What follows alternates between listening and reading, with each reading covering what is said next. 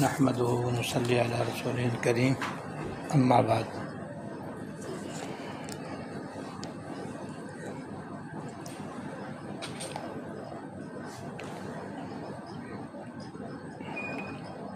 اندلس میں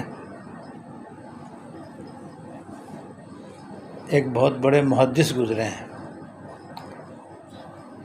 بقی ابن مخلد رحمۃ اللہ علیہ۔ یہ اپنے زمانے کے بہت بڑے محدث اور بڑے بلند پایہ عالم تھے۔ ان کی درسگاہ دور دور تک مشہور تھی، لوگ ان سے علم حدیث حاصل کرنے کے لیے آیا کرتے تھے، اور محدث ہونے کے ساتھ ساتھ بڑے عابد و زاہد اور مستجاب الدعوات بھی تھے۔ مستجاب الدعوات ایسے شخص کو کہتے ہیں جس کی دعا بہت قبول ہوتی ہے، ایسے بزرگ کم ہوتے ہیں۔ تو یہ مستجاب الدعوات بھی تھے۔ تو ایک مرتبہ ان کی خدمت میں ایک عورت آئی اور اس نے حضرت سے فریاد کی کہ حضرت میرا بیٹا جو ہے انگریزوں کی قید میں چلا گیا ہے، جس کی وجہ سے میری راتوں کی نیند اڑ گئی ہے اور کسی پہلو مجھے قرار نہیں ہے، اور میں نے یہ ارادہ کیا ہے کہ میرا ایک چھوٹا سا مکان ہے، وہی میرے پاس ہے، اور تو کوئی میرے پاس دولت ہے نہیں، وہ میں بیچ دوں اور بیچ کر کے اس کے فدیے میں دے دوں تاکہ اس کو رہائی مل جائے، کیونکہ میں ساری رات بیٹھی رہتی ہوں اور اس کی یاد میں روتی رہتی ہوں، کسی کا پہلو مجھے سکون نہیں ملتا، اور آپ سے دعا کی بھی درخواست ہے۔ آپ اپنے متعلقین میں سے کسی سے کہہ دیں کہ وہ مجھ سے یہ میرا مکان خرید لے تاکہ مجھے پیسے مل جائیں اور پھر میں اپنے بیٹے کی رہائی میں ان کو استعمال کروں۔ انہوں نے کہا کہ تم گھر جاؤ، میں تمہارے معاملے میں غور کرتا ہوں۔ تو وہ عورت چلی گئی اور حضرت اسی وقت سر جھکا کر بیٹھ گئے اور اللہ تعالیٰ سے گڑ گڑا کر اس کے بیٹے کے لیے دعا فرمانے لگے۔ دعا کے بعد بات ختم۔ کچھ دن کے بعد وہ عورت آئی اور اپنے بیٹے کو لے کر آئی اور کہنے لگی حضرت آپ خود ہی اس کا رہائی کا واقعہ سنیے جو عجیب و غریب ہے۔ کیا سنا ہوا، کیا قصہ ہوا؟ کہ حضرت میں انگریزوں کی قید میں چلا گیا تھا اور جو قیدی بادشاہ خدمت کرتے تھے ان میں مجھے شامل کر لیا گیا، اور وہ بادشاہ خدمت اس طرح کرتے تھے کہ ان کے ہاتھوں میں بھی اور پیروں میں بھی زنجیریں بندھی ہوتی تھی، اور ان پر ایک نگران بھی مقرر ہوتا تھا تاکہ کوئی بھاگ نہ جائے۔ اور اس بتانے کا مقصد تھا کہ میری رہائی کا کوئی ظاہراً امکان نہیں تھا، کیونکہ جو بادشاہ خدمت میں چلا جاتا ہے تو پھر وہ وہیں کیا ہو جاتا ہے۔ اس لیے مجھے تو اپنی رہائی کی کوئی امید تھی نہیں، اور تھی بھی سزا بامشقت، اور خدمت بھی بادشاہ کی جو بہت ہی دیکھ بھال کر کرنی ہوتی تھی، کہیں غلطی ہو جائے تو پٹائی ہو۔ ایک دن ایسا ہوا کہ میں بادشاہ سلامت کی خدمت کے لیے اپنے قید خانے سے چلا تو چلتے چلتے اچانک یہ زنجیریں ٹوٹ کے نیچے گر گئیں۔ مجھے نہیں معلوم کیسے ٹوٹی اور کیوں ٹوٹی۔ جو میرے اوپر سپاہی مقرر تھا اس نے مجھے ڈانٹا کہ تو نے کیوں نکالی اپنے ہاتھوں سے، پیروں سے؟ مجھے پتہ ہی نہیں کہ کیسے گری ہیں، میں کیا نکالوں گا۔ جلدی سے زنجیر پہنانے والے کو بلایا کہ ذرا مضبوط باندھ، اور اس کے جو اسکرو ہیں مضبوط کس، یہ دیکھ رہے ہیں اس کے اچانک اس کے ہاتھوں سے نیچے گر گئیں، کیسے گر گئیں؟ اس نے دوبارہ ان کو باندھا اور ان کے جوڑوں کو اچھی طریقے سے جوڑا اور مضبوطی کے ساتھ باندھا. میں 2 قدم چلا پھر گر گئی. وہ ساتھ میں موجود تھا وہ، اور پولیس والا بھی دیکھ رہا جو مجھ پر نگران تھا. وہ بھی حیران ہوئے کہ خود بہت کیسے گری.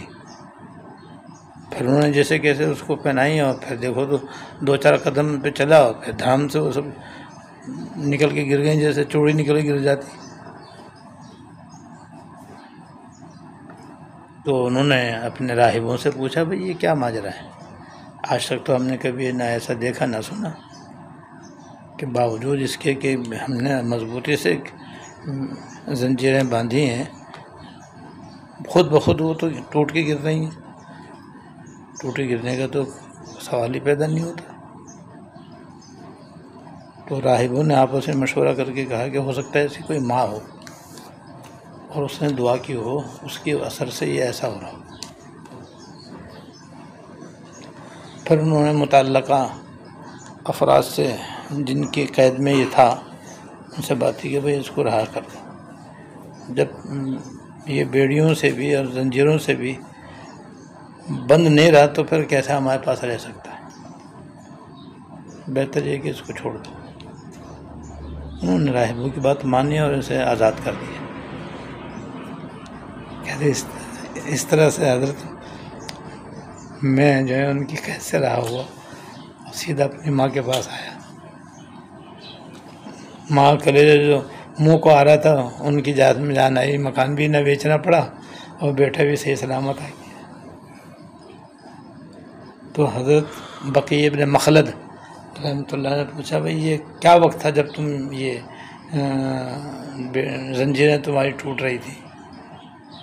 تو اس نے جو وقت بتایا تو اس وقت وہی وقت تھا جب حضرت سر جھکا کر کے دعا میں مشغول تھے.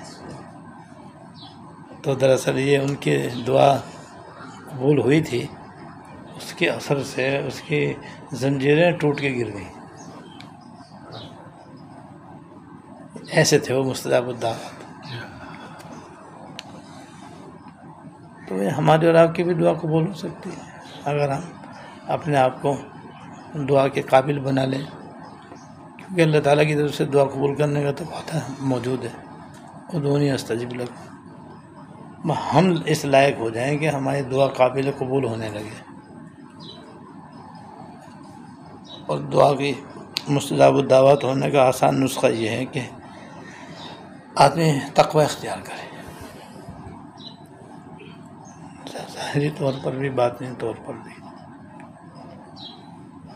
اور ایک حدیث میں یہ عمل بھی آیا ہے مستجاب الدعوات ہونے کے لیے کہ آدمی روزانہ 27 دفعہ اللہم اغفر للمؤمنین والمؤمنات والمسلمین والمسلمات پڑھا کرے تو اللہ تعالیٰ اس کو مستجاب الدعوات بنا دے. مستجاب الدعوات بننے کے لیے یہ بھی عمل کرے، اور اصل عمل ہے تقوی، کہ ظاہر کے گناہوں سے بھی آدمی بچے، باطنی گناہوں سے بھی بچے، فرائض و واجبات ادا کرنے کا اہتمام کرے تو مستجاب الدعوات بن جاتا ہے آدمی. اور دعا کی 3 صورتیں ہوتی ہیں، تینوں کو اپنا معمول بنائے. 2 کی طرف تو عام طور پر توجہ ہوتی ہے، تیسری صورت کی طرف بہت کم توجہ ہوتی ہے. پہلی صورت تو یہ ہے کہ اللہ تعالیٰ نے قرآن شریف میں انبیاء علیہ السلام کی دعائیں نازل فرمائی ہیں، وہ سب کے سب مقبول ہیں. ایسے ہی حضور صلی اللہ علیہ وسلم سے بھی بہت ساری دعائیں منقول ہیں، وہ بھی ساری کی ساری مقبول ہیں. اور ان سب کا مجموعہ ہے منازع مقبولیہ الحزب الاعظم. منازع مقبول میں حضرت رحمۃ اللہ علیہ نے تمام قرآنی اور حدیث کی دعائیں جمع فرمائی ہیں، اور الحزب الاعظم میں حضرت ملا علی قاری رحمۃ اللہ علیہ نے جمع فرمائی ہیں. اور آسانی سے مانگنے کے لیے اس کے ساتھ منزلیں بنا دی ہیں، یعنی 7 حصے کر دی ہیں. ایک حصہ ہفتے کے لیے، ایک حصہ اتوار کے لیے، اس طرح سے 7واں حصہ جمعے پہ جا کے ختم، ہفتے سے پھر دوبارہ یہ دور شروع۔ تو یہ دعا مانگنے کا بھی معمول بنا ہے، لیکن یہاں یہ سمجھ لیں کہ ایک ہے دعا پڑھنا، ایک ہے مانگنا، دونوں میں زمین و آسمان کا فرق ہے۔ دعا پڑھنے سے دعا قبول نہیں ہوتی، دعا جب مانگی جاتی ہے تو قبول ہونے کے زیادہ لائق ہوتی ہے۔ تو بنیاد مقبول میں بھی اصل چیز مانگنا ہو اور پڑھنا اس کا ذریعہ ہو۔ پڑھیں گے تو پتہ چلے گا کیا دعا ہے اور کون سی دعا ہے۔ دعا پڑھیں لیکن دل میں توجہ و دھیان مانگنے کی طرف، اور اس میں اور زیادہ معین مددگار اس کا اردو میں ترجمہ ہے، ترجمہ بھی اس کے ساتھ ساتھ ہے، تو ترجمہ بھی دیکھتا جائیں تو پھر زیادہ پتہ چلے گا کہ میں کیا مانگ رہا ہوں، اور پھر صحیح معنی میں عاجزی کے ساتھ اللہ تعالیٰ سے مانگتا ہوا جائے۔ تو پڑھنا مانگنے کے لیے ہو، پڑھنا پڑھنے کے لیے نہ ہو۔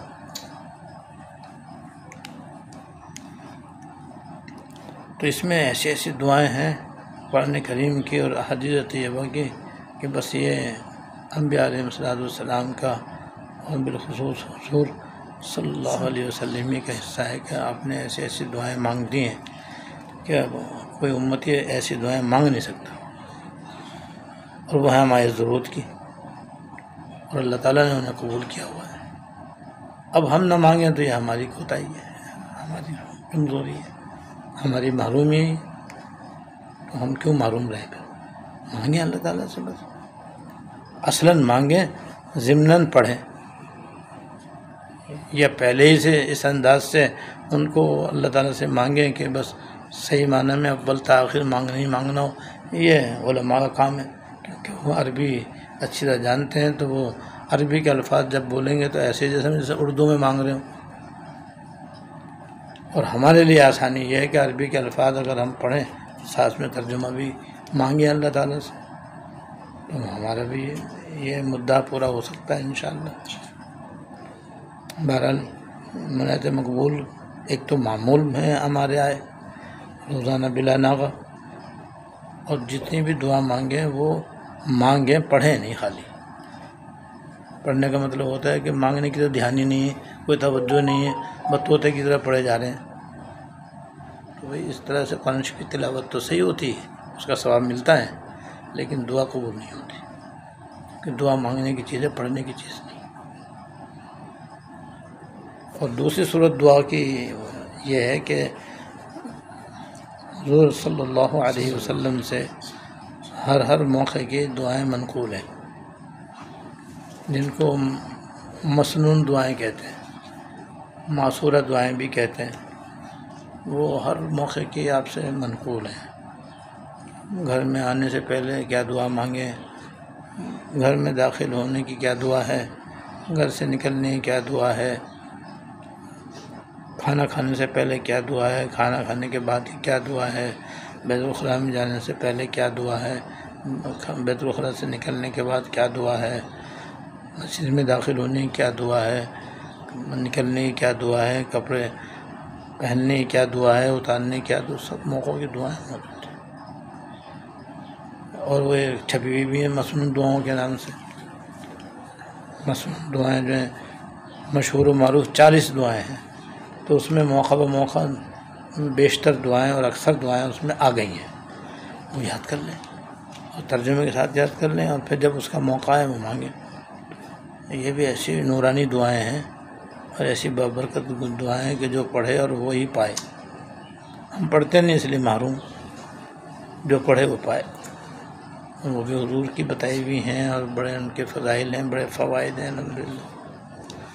یہ وہ دو قسمیں دعا کی وہ ہیں جو کہ عام طور پر عام لوگوں کو بتائی جاتی ہیں، اور ان لوگوں کو پتہ بھی ہوتا ہے، لیکن معمول کسی کسی کا ہوتا ہے۔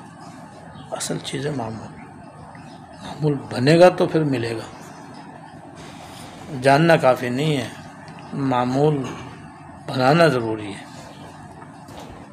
ایک تیسری صورت اور بھی ہے دعا مانگنے کی، جو بہت کم لوگ کرتے ہیں، اور یہ خاص طور سے اللہ والوں کے ذریعے ہی آدمی کو نصیب ہوتی ہے، وہ ہے دل میں ہر وقت اللہ تعالیٰ سے کچھ نہ کچھ مانگتے رہنا۔ خالی بیٹھے ہوئے ہیں تو کچھ نہ کچھ مانگ رہے ہیں، چل رہے ہیں اور کوئی کسی سے بات نہیں ہو رہی تب بھی دل میں اللہ تعالیٰ سے مانگ رہے ہیں، چاہے کوئی پریشانی ہو یا بیماری ہو یا کوئی حاجت ہو تو بیماری دور ہونے کی دعا، یا اللہ یہ تکلیف ہو رہی ہے، یا میرے اولاد کو یہ تکلیف ہو رہی ہے، یا میرے گھر میں فلاں بیمار ہے، یا اللہ اپنے صحت عطا فرما۔ اب چل بھی رہے ہیں، دعا بھی کر رہے ہیں، اس میں ہاتھ نہیں اٹھائے جاتے ہیں، بس دل سے مانگا جاتا ہے، دل میں اللہ تعالیٰ سے باتیں ہوتی ہیں۔ یہ بزرگوں کی صحبت سے، یہ طریقہ جو ہے بزرگوں کی صحبت سے ملتا ہے۔ ہمارے شیخ و مرشد ثانی حضرت عارف قدس اللہ سرہ اکثر و بیشتر فرمایا کرتے تھے، ارے میاں اپنے اللہ میاں سے باتیں کیا کرو، اپنے اللہ میاں سے باتیں بھی کیا کرو، یعنی چلتے پھرتے اٹھتے بیٹھتے جہاں ان کا ذکر کرتے ہو ان سے باتیں بھی کیا کرو، اور ان باتوں میں یہ بھی کرو کہ یا اللہ یہ پریشانی آ گئی ہے، اب یہ آپ کے سوا کون دور کرے گا، یا اللہ یہ میری مراد ہے آپ کے سوا کون پوری کرے گا، یا اللہ یہ مقصد ہے میں اس کو حاصل کرنا چاہتا ہوں، تو آپ تو قادر ہیں، دے دیجئے، میرا مقصد آسان کر دیجئے۔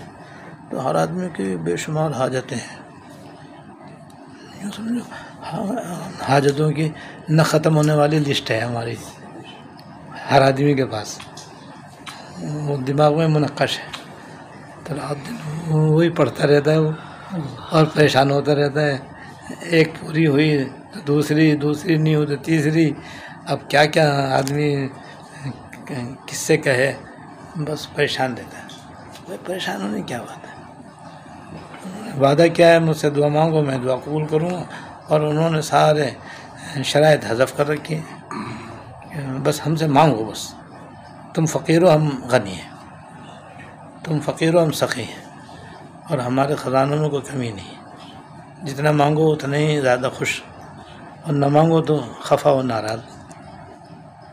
تو لہذا جب وہ ایسے داتا ہیں تو بس پھر ہمارا کام ان سے مانگتے رہنا ہے، جتنا مانگیں وہ اتنے خوش بھی ہوں گے، اتنے اجر بھی دیں گے اور مدعا بھی دیں گے انشاءاللہ تعالیٰ، جو مانگیں گے وہ بھی ملے گا انشاءاللہ تعالیٰ۔ تو یہ جو تیسری قسم ہے نا، یہ ہمارے معمول میں نہیں ہے، اس طرح دھیان بھی نہیں جاتا، جائے کیسے، جہاں ملتا وہاں جاتے نہیں ہیں، ان اللہ والوں کی خدمت و صحبت میں رہنے سے یہ تیسری قسم کا پتہ چلتا ہے، وہاں جاتے نہیں، جب جائیں گے نہیں تو پتہ کیسے چلے گا، اور جب پتہ نہیں چلے گا تو عمل میں کیسے آئے گا۔ تو بھئی ہمیں تو بزرگوں سے پتہ چلا ہے، زیادہ چلتے پھرتے اٹھتے بیٹھتے جہاں بھی ہوں، چاہے دکان پہ ہوں، چاہے آفس میں ہوں، چاہے مسجد میں ہوں، چاہے مدرسے میں ہوں، چاہے بازار میں ہوں، چاہے یار دوستوں میں ہوں، یہ خیالات آتے رہتے ہیں، یہاں فلاں کام بڑا ضروری ہے، یا وہ فلاں پریشانی بڑی کیسے دور ہوگی۔